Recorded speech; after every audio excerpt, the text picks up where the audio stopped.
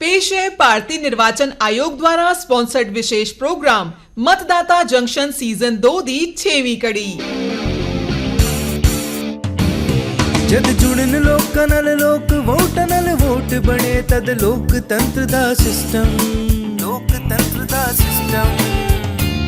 मतदाता जुड़दे जान बने तद ऐसा नवा कनेक्शन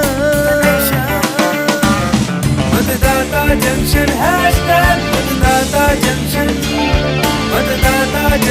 हैशटैग मतदाता जंक्शन।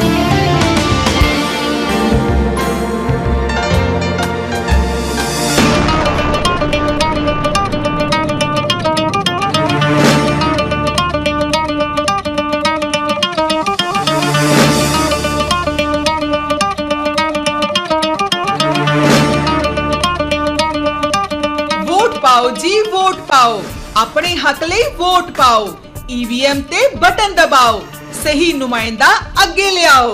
लोकतंत्र दे इस मेले विच सारे जने अपना फर्ज निभाओ। वोट पाओ जी वोट पाओ, वोट पाओ जी वोट पाओ, वोट पाओ जी वोट पाओ। हेलो दोस्तों, मेरा नाम ईवीएम यानी इलैक्ट्रॉनिक वोटिंग मशीन। ਅੱਜ ਮੈਂ ਵੋਟਰ ਜੰਕਸ਼ਨ ਪ੍ਰੋਗਰਾਮ ਵਿੱਚ ਆਈ ਹਾਂ ਤੇ ਇਸ ਵਾਰ ਅਸੀਂ ਗੱਲ ਕਰਾਂਗੇ ਬੇਸ਼ੱਕ ਮੇਰੀ ਯਾਨੀ ਕਿ ਈਵੀਐਮ ਦੀ। ਚੋਣਾਂ ਦੀ ਗੱਲ ਹੋਵੇ ਤੇ ਮੇਰਾ ਜ਼ਿਕਰ ਨਾ ਹੋਵੇ, ਇਹ ਕਿਵੇਂ ਹੋ ਸਕਦਾ ਹੈ? ਕਿਉਂਕਿ ਚੋਣ ਪ੍ਰਕਿਰਿਆ ਮੇਰੇ ਰਾਹੀਂ ਯਾਨੀ ਈਵੀਐਮ ਰਾਹੀਂ ਤਾਂ ਹੁੰਦੀ ਹੈ। ਮੈਂ ਹੀ ਵੋਟਰਾਂ ਲਈ ਆਪਣੇ ਮਤਦਾਨ ਦੇ ਅਧਿਕਾਰ ਨੂੰ ਹਾਸਲ ਕਰਨ ਦਾ ਮਾਧਿਅਮ ਬਣਦੀ ਹਾਂ ਤੇ ਵੋਟਾਂ ਦੀ ਗਿਣਤੀ ਵੀ ਮੇਰੇ ਰਾਹੀਂ ਹੀ ਹੁੰਦੀ ਹੈ। ਪਰ ਮੈਂ ਇਸ ਸਾਰੀ ਪ੍ਰਕਿਰਿਆ ਵਿੱਚ ਕੱਲੀ ਨਹੀਂ ਹਾਂ, ਮੇਰੇ ਨਾਲ ਮੇਰਾ ਪੂਰਾ ਪਰਿਵਾਰ ਹੁੰਦਾ ਹੈ ਤੇ ਅੱਜ ਮੈਂ ਤੁਹਾਨੂੰ ਆਪਣੇ ਪੂਰੇ ਪਰਿਵਾਰ ਨਾਲ ਮਿਲਵਾਉਂਗੀ, ਜਿਹਦੇ ਵਿੱਚ ਅਸੀਂ 4 ਮੈਂਬਰ ਹਾਂ। ਤੁਸੀਂ ਮੇਰੇ ਪਰਿਵਾਰ ਦੇ ਇੱਕ ਮੈਂਬਰ ਵੀਵੀਪੈਟ ਨੂੰ ਤਾਂ ਪਹਿਲਾਂ ਤੋਂ ਹੀ ਜਾਣਦੇ ਹੋ। ਹੈਰਾਨ ਹੋ ਗਏ? ਉਹ ਉਹੀ ਜੋ ਮੇਰੇ ਨਾਲ ਹੁੰਦੀ ਹੈ, ਵੀਵੀਪੈਟ ਯਾਨੀ ਵੋਟਰ ਵੈਰੀਫਾਈਏਬਲ ਪੇਪਰ ਆਡਿਟ ਟ੍ਰੇਲ।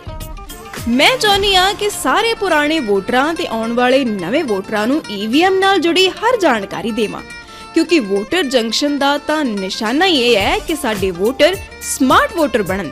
ਇਸ ਲਈ ਅੱਜ ਮੈਂ ਤੁਹਾਨੂੰ ਪ੍ਰੋਫੈਸਰ ਜੈਦੀਪ ਦੇ ਘਰ ਲੈ ਕੇ ਜਾ ਰਹੀ ਹਾਂ, ਜਿਨ੍ਹਾਂ ਕੋਲ ਮੇਰੇ ਬਾਰੇ ਯਾਨੀ ਕਿ ਈਵੀਐਮ ਬਾਰੇ ਗਿਆਨ ਦਾ ਭੰਡਾਰ ਹੈ।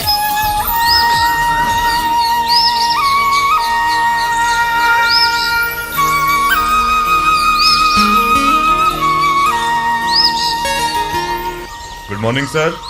Good morning. युवराज, तू युवराज ही है ना? जी सर। सर तुसी मैंने पहचान लिया? हाँ बिल्कुल पहचान लिया। तू वही गबरू है जो वोट पाउण तो इनकार कर रहा सी ते मेरे समझाउण तो बाद अज सब नू वोट पाउण बारे जागरूक कर रहा है। जी सर जी। जागरूकता मुहिम तो बहुत तेजी नाल चल रही है, पर सर इस मुहिम विच कई बार लोग ईवीएम बारे अजिहे सवाल पुछ लेंदे ने जिन्हां दा जवाब मेरे कोल भी नहीं हुंदा। उन्हां दे सवालां अगे मैं लाजवाब हो जाना। अच्छा, इहो जिहे किहड़े सवाल पुछदे ने लोग? सर लोग पुछदे ने कि ये ईवीएम दा बटन दबा के तां आ जाने आ, पर उस तो बाद की हुंदा की नहीं हुंदा ओहदा पता ही नहीं। वो किवें विश्वास करन? वो इंटरनेट ते ईवीएम नाल छेड़छाड़ बारे पुछदे ने। मैनू तो खुद शक होने लग पिया है कि ये सब किते सच तो नहीं। इंटरनेट दा यही नुकसान है, हर कोई माहिर बनया फिरदा है। पर युवराज, ये सब सच नहीं। मैं तेनू एक गल बिल्कुल साफ ते स्पष्ट दस देना जी सर, कि ईवीएम किसी भी तार ਜਾਂ इंटरनेट वाईफाई ਜਾਂ किसी ब्लूटूथ डिवाइस नाल जुड़िया नहीं हुंदा है, ना ही इस नू कनैक्ट किया जा सकता है। हुण जदों तुसीं ईवीएम नू किसी बाहरी डिवाइस नाल जां नैटवर्क नाल जोड़ ही नहीं सकते तां इस नाल छेड़छाड़ किवें हो सकदी है? ये पूरी तरह नाल छेड़छाड़ तो रहित है। हैकिंग हुकिंग वर्गी कोई चीज़ है ही नहीं, इसलिए चिंता करने वाली भी कोई गल नहीं। ठीक है सर, मैं तो समझ गया, पर कोई आम वोटर ये गल किद्दां समझेगा? आजकल हर कोई गारंटी मंगता है। बिल्कुल युवराज, ਇਹ ਗਾਰੰਟੀ ਵੀ ਮਿਲੇਗੀ। ਤੁਸੀਂ ਇਹ ਬਹੁਤ ਚੰਗੀ ਤਰ੍ਹਾਂ ਕਰ ਸਕਦੇ ਹੋ। ਮੈਂ ਤੁਹਾਨੂੰ ਦੱਸਦਾ, ਈਵੀਐਮ ਦੀ ਵਰਤੋਂ 1982 ਚ ਸ਼ੁਰੂ ਹੋਈ ਸੀ। ਉਦੋਂ ਤੋਂ ਹੀ ਕਈ ਲੋਕ ਇਸ ਤੇ ਸਵਾਲ ਚੁੱਕ ਰਹੇ ਨੇ। ਫਿਰ ਹੌਲੀ-ਹੌਲੀ ਇਸ ਤੇ ਹੋਰ ਖੋਜ ਹੋਣ ਲੱਗੀ ਤੇ 2011 ਚ ਪਹਿਲੀ ਵਾਰ ਈਵੀਐਮ ਦੇ ਨਾਲ ਵੀਵੀਪੈਟ ਯਾਨੀ ਵੋਟਰ ਵੈਰੀਫਾਈਏਬਲ ਪੇਪਰ ਆਡਿਟ ਟ੍ਰੇਲ ਸ਼ੁਰੂ ਕੀਤਾ ਗਿਆ। ਜੀ ਸਰ, ਵੀਵੀਪੈਟ ਇਹਦੇ ਬਾਰੇ ਤਾਂ ਸੁਣਿਆ ਸਾਰਿਆਂ ਨੇ, ਪਰ ਇਹ ਕਰਦਾ ਕੀ ਹੈ ਇਹ ਨਹੀਂ ਪਤਾ।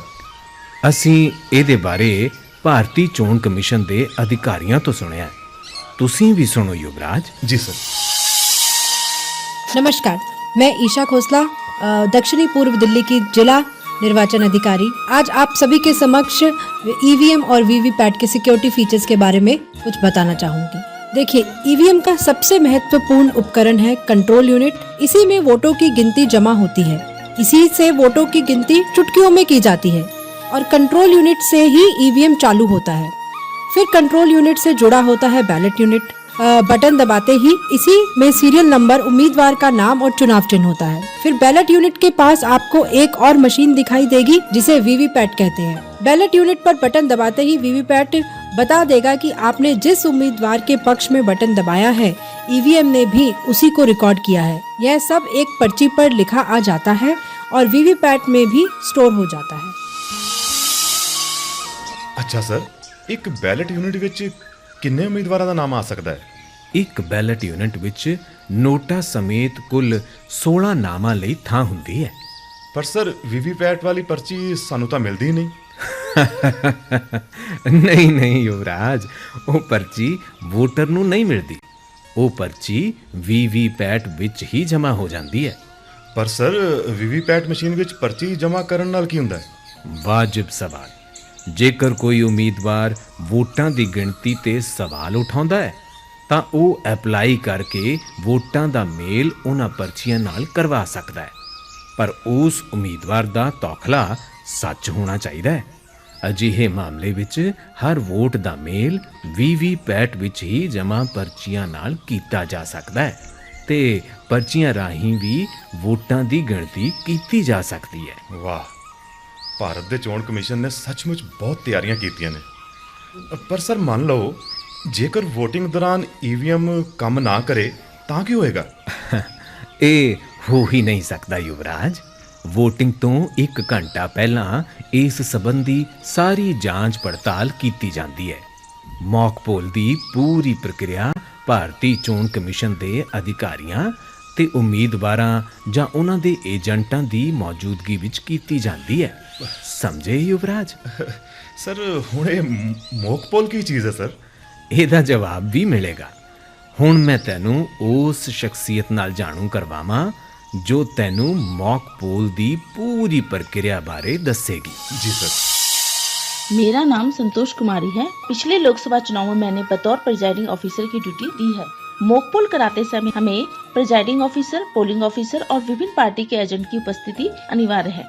सर्वप्रथम हमें चुनाव आयोग से मिली तीनों मशीनों control unit, ballot unit and VVPAT को हम सेट कर देते हैं। जब हम मशीन स्टार्ट करते हैं तो वीवीपैट में से 7 स्लिप्स अपने आप बाहर आती हैं, जिन पर लिखा होता है नॉट टू बी काउंट, जिसका अर्थ है इन्हें एक मॉक पोल में जोड़ा नहीं जाएगा। फिर हम कंट्रोल यूनिट का क्लियर बटन प्रेस करते हैं, जिसका अर्थ है कि अगर उसमें पहले से वोट डले होंगे तो वह क्लियर हो जाएगा। फिर हम कंट्रोल यूनिट में ही रिजल्ट बटन को प्रेस करते हैं और कंट्रोल यूनिट की स्क्रीन पर रिजल्ट देखते हैं। क्योंकि हमने पहले ही क्लियर बटन दबाया है, अतः रिजल्ट 0 ही आएगा। अब हम मॉक पोल पार्टी एजेंट के द्वारा करवाएंगे। इसमें हम कंट्रोल यूनिट के बटन को प्रेस करेंगे। इसका अर्थ है कि बैलेट यूनिट अब वोट डालने के लिए तैयार है। एजेंट अपना वोट डालेगा, तभी एक लंबी सी बीप 2 सेकंड के लिए सुनाई देगी और वीवीपैट की साइड स्क्रीन पर हमें करीब 7 सेकंड तक स्लिप दिखाई देगी कि हमने किस उम्मीदवार को वोट डाला है। एक वोट डालने में हमें करीब 15 सेकंड का समय लगता है। इसका रिकॉर्ड हम अपने पास भी रखेंगे। 50 वोट डालने के बाद कंट्रोल यूनिट का क्लोज बटन प्रेस करते हैं और फिर कंट्रोल यूनिट में ही रिजल्ट बटन को प्रेस करते हैं। कंट्रोल यूनिट की स्क्रीन पर हमें डेट एंड टाइम और मशीन का नंबर दिखाई देता है। फिर हर उम्मीदवार के डले वोटों की संख्या आती है, जिसे हम अपने रजिस्टर से मिलान कर लेते हैं। इसके बाद हम जो पहले वीवीपैट से 7 स्लिप्स निकली थी और 50 मॉकपोल स्लिप वीवीपैट से बाहर निकाल लेते हैं। इसे हम ब्लैक इन्वेलप में डालकर पिंक पेपर से सील कर देते हैं और इस इन्वेलप पर प्रिजाइडिंग ऑफिसर व सभी पार्टीज के एजेंट्स के हस्ताक्षर करा लेते हैं। इस प्रकार हमारी मॉकपोल की प्रक्रिया पूर्ण हो जाती है। ਸੱਚਮੁੱਚ ਸਰ, ਇਹ ਤਾਂ ਬਹੁਤ ਵਧੀਆ ਤਕਨੀਕ ਹੈ। ਮੰਨ ਲਓ ਸਰ, ਆਪਾਂ ਵੋਟ ਪਾ ਦਿੱਤੀ, ਵੋਟ ਵੈਰੀਫਾਈ ਵੀ ਕਰ ਲਈ, ਪਰ ਇਸ ਤੋਂ ਬਾਅਦ ਕੀ ਫਿਰ ਅੱਗੇ ਦੀ ਪ੍ਰਕਿਰਿਆ ਕੀ ਹੁੰਦੀ ਹੈ? ਵੈਰੀ ਗੁੱਡ ਕੁਐਸਚਨ ਯੁਵਰਾਜ।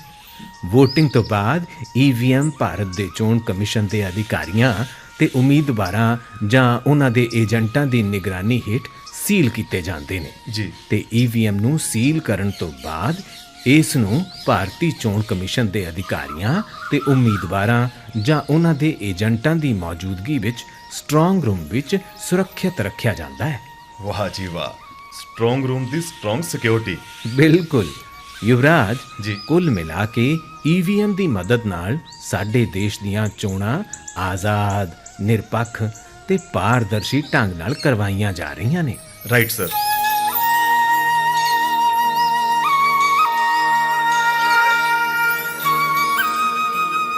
ਹਾਂਜੀ ਦੋਸਤੋ, ਮੈਂ EVM ਇੱਕ ਵਾਰ ਫੇਰ ਤੁਹਾਡੇ ਸਾਹਮਣੇ ਹਾਜ਼ਰ ਹਾਂ।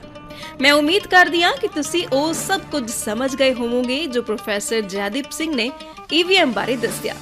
ਹੁਣ ਇੰਨੀਆਂ ਸਾਰੀਆਂ ਗਿਆਨ ਦੀਆਂ ਗੱਲਾਂ ਸੁਣਨ ਤੋਂ ਬਾਅਦ ਸਮਾਂ ਆ ਗਿਆ ਹੈ ਤੁਹਾਡੇ ਗਿਆਨ ਨੂੰ ਪਰਖਣ ਦਾ।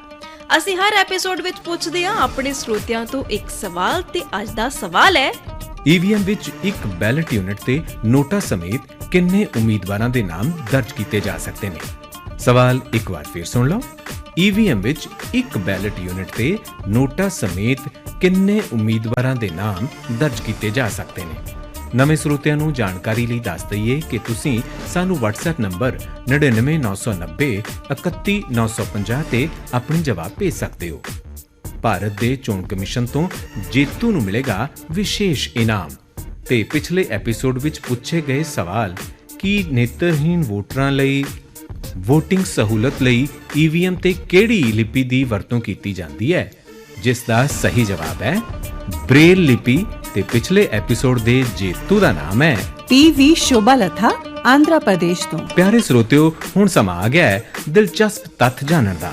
ਨਨ ਆਫ ਦਾ ਅਬਵ ਅਰਥਾਤ ਨੋਟਾ, EVM ਤੇ ਬੈਲਟ ਪੇਪਰ ਤੇ ਭਾਰਤ ਦੇ ਮਾਣਯੋਗ ਸੁਪਰੀਮ ਕੋਰਟ ਦੇ 2013 ਦੇ ਨਿਰਦੇਸ਼ਾਂ ਅਨੁਸਾਰ ਇਹ ਚੋਣ ਕਮਿਸ਼ਨ ਵੱਲੋਂ ਪਹਿਲੀ ਵਾਰ 2014 ਦੀਆਂ ਆਮ ਚੋਣਾਂ ਵਿੱਚ ਵੋਟਰਾਂ ਨੂੰ ਦਿੱਤਾ ਗਿਆ ਸੀ। ਹੈ ਨਾ ਇਹ ਦਿਲਚਸਪ ਤੱਥ? ਭਾਰਤ ਵਿੱਚ EVM ਨੂੰ ਲੈ ਕੇ ਸੁਪਰੀਮ ਕੋਰਟ ਵਿੱਚ ਕਈ ਪਟੀਸ਼ਨਾਂ ਦਾਇਰ ਕੀਤੀਆਂ ਗਈਆਂ ਤੇ ਮੰਗ ਕੀਤੀ ਗਈ ਕਿ VOTING ਪਹਿਲਾਂ ਵਾਂਗ ਬੈਲਟ ਪੇਪਰ ਦੇ ਨਾਲ ਹੀ ਕਰਵਾਈ ਜਾਏ, ਪਰ ਸੁਪਰੀਮ ਕੋਰਟ ਨੇ ਇਹਨਾਂ ਪਟੀਸ਼ਨਾਂ ਨੂੰ ਰੱਦ ਕਰ ਦਿੱਤਾ ਕਿਉਂਕਿ EVM ਇੱਕ ਸਫਲ ਤੇ ਸੁਰੱਖਿਅਤ ਪ੍ਰਣਾਲੀ ਹੈ। ਚਲੋ, ਜਦ ਹੁਣ ਤੁਸੀਂ ਵੋਟ ਦੇਣ ਜਾਓਗੇ ਤਾਂ ਤੁਹਾਡੀ EVM ਯਾਨੀ ਮੇਰੇ ਪਰਿਵਾਰ ਨਾਲ ਮੁਲਾਕਾਤ ਜ਼ਰੂਰ ਹੋਵੇਗੀ। ਇਸੇ ਤਰ੍ਹਾਂ ਜਾਗਰੂਕ ਬਣੋ ਤੇ ਹੋਰਾਂ ਨੂੰ ਵੀ ਜਾਗਰੂਕ ਕਰੋ ਤੇ ਨਾਲ ਹੀ ਸੁਣਨਾ ਨਾ ਭੁੱਲੋ ਵੋਟਰ ਜੰਕਸ਼ਨ। ਅਗਲੀ ਵਾਰ ਫੇਰ ਮਿਲਾਂਗੇ ਇਸੇ ਦਿਨ ਇਸੇ ਸਮੇਂ, ਫੇਰ ਕਿਸੇ ਦਿਲਚਸਪ ਵਿਸ਼ੇ ਦੇ ਨਾਲ ਹੋਵਾਂਗੇ ਤੁਹਾਡੇ ਨਾਲ। ਹਮੇਸ਼ਾ ਹੱਸਦੇ ਰਹੋ, ਵਸਦੇ ਰਹੋ। ਵੋਟਰ ਜੰਕਸ਼ਨ ਦੀ ਟੀਮ ਨੂੰ ਹੁਣ ਦਿਓ ਇਜਾਜ਼ਤ। ਸਾਡੀ ਪੂਰੀ ਟੀਮ ਵੱਲੋਂ ਤੁਹਾਨੂੰ ਸਾਰਿਆਂ ਨੂੰ ਪਿਆਰ ਭਰੀ ਸਤਿ ਸ਼੍ਰੀ ਅਕਾਲ। ਵੋਟ ਪਾਓ ਜੀ, ਵੋਟ ਪਾਓ, ਆਪਣੇ ਹੱਕ ਲਈ ਵੋਟ ਪਾਓ। EVM ਤੇ ਬਟਨ ਦਬਾਓ, ਸਹੀ ਨੁਮਾਇੰਦਾ ਅੱਗੇ ਲਿਆਓ। ਲੋਕਤੰਤਰ ਦੇ ਇਸ ਮੇਲੇ ਵਿੱਚ ਸਾਰੇ ਜਣੇ ਆਪਣਾ ਫਰਜ਼ ਨਿਭਾਓ। ਵੋਟ ਪਾਓ ਜੀ, ਵੋਟ ਪਾਓ, ਵੋਟ ਪਾਓ ਜੀ, ਵੋਟ ਪਾਓ, ਵੋਟ ਪਾਓ ਜੀ, ਵੋਟ ਪਾਓ। ਹੁਣੇ ਤੁਸੀਂ ਸੁਣ ਰਹੇ ਸੀ ਭਾਰਤੀ ਨਿਰਵਾਚਨ ਆਯੋਗ ਦੁਆਰਾ ਸਪਾਂਸਰਡ ਵਿਸ਼ੇਸ਼ ਪ੍ਰੋਗਰਾਮ ਮਤਦਾਤਾ ਜੰਕਸ਼ਨ ਸੀਜ਼ਨ 2 ਦੀ 6ਵੀਂ ਕੜੀ। ਜਦ ਜੁੜਨ ਲੋਕਾਂ ਨਾਲ ਲੋਕ ਵੋਟਾਂ ਨਾਲ ਵੋਟ ਬਣੇ ਤਦ ਲੋਕਤੰਤਰ ਦਾ ਸਿਸਟਮ ਮਤਦਾਤਾ ਜੁੜਦੇ ਜਾਣ ਬਣੇ ਤਦ ਐਸਾ ਨਵਾਂ ਕਨੈਕਸ਼ਨ। ਮਤਦਾਤਾ ਜੰਕਸ਼ਨ hashtag ਮਤਦਾਤਾ ਜੰਕਸ਼ਨ, ਮਤਦਾਤਾ ਜੰਕਸ਼ਨ hashtag ਮਤਦਾਤਾ ਜੰਕਸ਼ਨ।